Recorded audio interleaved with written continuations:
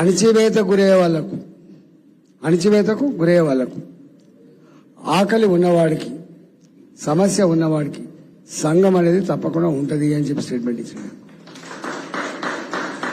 సంఘం ఉన్న వాళ్ళ కోసం ఉండదు, సంఘం పేదవాళ్ళ కోసము లేని వాళ్ళ కోసమే ఉంటుందని చెప్పి స్టేట్మెంట్ ఇచ్చారు.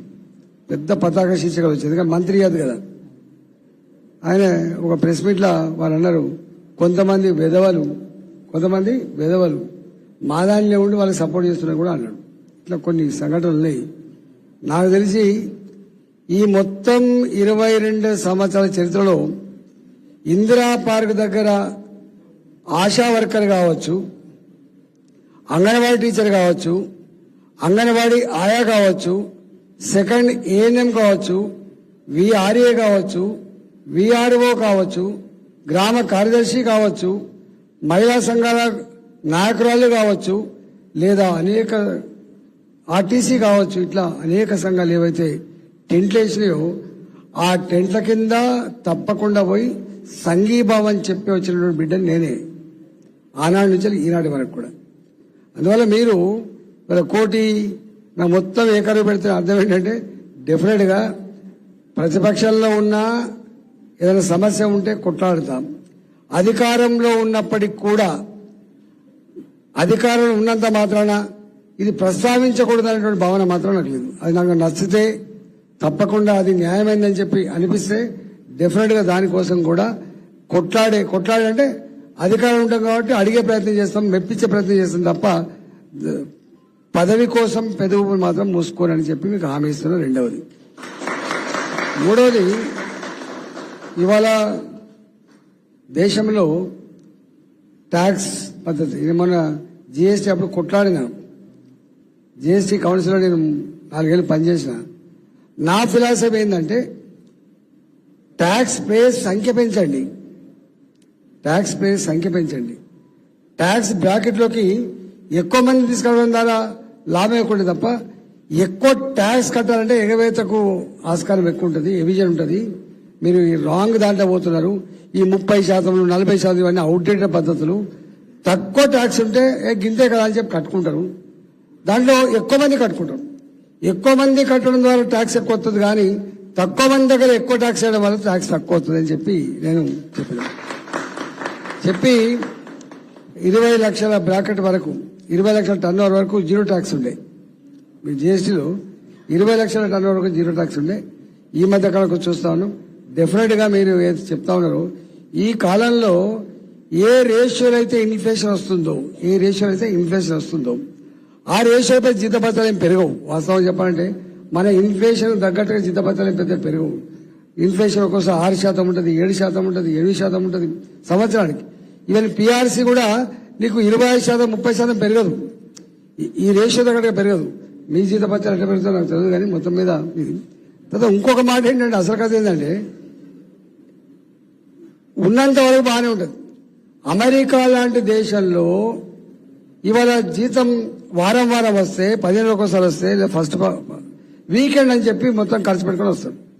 అంటే ఆ దేశం యొక్క కల్చర్ ఏంటంటే, ఆ దేశంలో తప్పకుండా ఏదో పని చేసుకొని బతకొచ్చు అనేటువంటిది అక్కడ ఉన్నటువంటి గ్యారంటీ. కానీ ఇక్కడ ఆ గ్యారంటీ ఉండదు. భారతదేశం లాంటి దేశంలో ఉద్యోగం ఊడిపోతే 6 నెలలకా, ఏడాదికా మళ్ళీ ఏమైతే తెలియని పరిస్థితి ఉంటుంది. కాబట్టి ప్రపంచంలో ఎక్కడ లేని సేవింగ్స్ విధానం ఉన్న దేశం భారతదేశమే. అందువల్ల ఇవాళ మీరు చూసిండ్రా, కరోనా వచ్చి 2007లో ఒకసారి ఇన్ఫ్లేషన్ వచ్చింది, రెసిషన్ వచ్చింది. 2007లో ఒకసారి రెసిషన్ వచ్చింది, మళ్ళీ ఇవాళ కూడా రెసిషన్ వచ్చింది. కరోనా వచ్చిన తర్వాత ప్రపంచ దేశాల ఆర్థిక వ్యవస్థలన్నీ కూడా కుంటుపడిపోతే ఇవాళ భారత ఆర్థిక విధానం మాత్రం ఉన్నంతలో కొంత ప్రోగ్రెస్ గా ఉండి ఇవాళ గ్రోత్ను నమోదు చేసుకున్న ఏకైక దేశం భారతదేశం. గుర్తుపెట్టుకోండి. ఇవాళ నాకు తెలిసి మీరు చూసిండ్రు, ఈ 10 సంవత్సరాల కాలంలో ఇంత గడ్డు కాలంలో కూడా 11వ ఆర్థిక వ్యవస్థ ఉన్నటువంటి భారత్ 5వ ఆర్థిక వ్యవస్థకు ఎదిగింది. రేపు మోడీ గారు అంటున్నారు, మరోసారి అధికారాన్ని కనుక నాకు అప్పచెప్తే 3వ ఆర్థిక వ్యవస్థగా ఈ దేశాన్ని నిలబెడతానని. ఇవాళ చాలా విషయాల్లో మనం కొంత ముందుకు పోయినాం. ఇప్పుడు మీరే 4 మాటలే చెప్పినారు. ఒకటి, సేవింగ్స్ ఉండవు మాకు, ఉద్యోగ భద్రత ఉండదు మాకు, ఉన్నంత వరకు మంచి బ్రహ్మాండ ఒక ప్రణాళిక ఉంటుంది.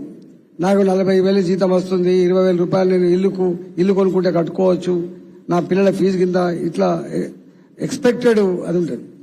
టక్కన పోతే ఉద్యోగం పోగానే ఇవాళ ఆగమాగం అయిపోతుంది. ఏ మిత్రుని దగ్గర పోయినా కూడా మన దగ్గర ఉన్నంత కాలమో మంచిగా వస్తాడు, తింటాడు, తాగుతాడు, నీకేందా అని చెప్పిపోతాడు, మన దగ్గర ఖర్చు పెట్టిస్తాడు. కానీ నీకెవరైనా అవసరం అయితే మాత్రం ₹1 సాయం వాడు చేయడు. చేస్తాడు కావచ్చు 1 నెల 2 నెలలు, కానీ కంటిన్యూస్ గా 1 సంవత్సర కాలం నీకు ఉద్యోగం పోతే ఎంత దీనావస్థలు ఉంటుందో తెలుసు. కాబట్టి నేను కళ్ళారు చూసిన చెప్తే ఒడవదు, చాలా వేరేదికి పోయింది. కానీ పెన్షన్ ఉన్నటువంటి పేరెంట్స్ పిల్లలు చూసే విధానం వేరుంటుంది, పెన్షన్ లేని పేరెంట్స్ చూసే విధానం వేరుంటుంది. తెలుసా మీకు? అన్నం కూడా పెట్టారు. ఇవాళ కోల్ మైన్స్ లో వాళ్ళకు పాపం ఆర్టీసీ కానీ కోల్ మైన్స్ కానీ వాళ్ళు రిటైర్ అయిన తర్వాత పెద్ద ఉద్యోగాలు లేవు, పెన్షన్ లేదు. లేకపోతే కొడుకులు అప్పటిదాకా మంచిగా చూసుకునే కొడుకులు ఇక్కడ నువ్వు ఆయన దగ్గర పో, నేను ఎందుకు పెడతా, ఈయన దగ్గర పో, నేను ఎందుకు పెడతా అని చెప్పి ముసలిని తీసుకుపోయి ఎక్కడెత్తారు, ఏజ్ ఫామ్ హోమ్ దాటేసేస్తారు. ఒక గంట దీనావస్థలో ఉన్నటువంటి ఈ కాలంలో డెఫినెట్ గా నేను కూడా ఒక్క విషయంలో అంగీకరించేది ఏంటంటే, ముసలితనం వచ్చిన తర్వాత అంటే రిటైర్ అయిన తర్వాత ప్రశాంతంగా గడపాల్సినటువంటి జీవనం ఏదైతే ఉందో అల్లకల్లోలంగా ఉండడం సమాజానికి మంచిది కాదు. కాబట్టి డెఫినెట్ గా ఏదన్నా గ్యారంటీ సరే నౌకరీ చేసినప్పుడన్నా కొంత వాళ్ళ ఏదో రూపంలో సేవింగ్ మనం చూస్తాం కదా.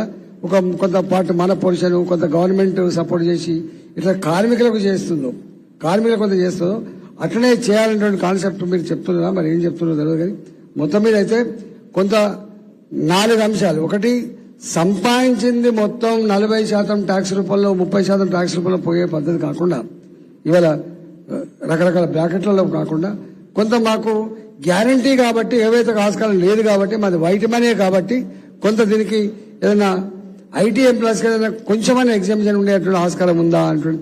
వ్యాపారం చేసే వాళ్ళు రకరకాల ఎక్స్పెండిచర్ క్లెయిమ్ చేసుకుని వాళ్ళు తప్పించుకుంటారు, కానీ ఎంప్లాయ్ అనేవాడు తప్పించుకునే ఆస్కారం లేదు, బాగా చెప్తూ ఉంటుంది అది చిట్లిప్పు. కాబట్టి దానికి మరి మీ కంపెనీలలో ఏమైనా చేయాలి, లేకపోతే దేశం అనే ఆలోచన చేయాల్సి అక్కడ ఉన్నది. నేను నీ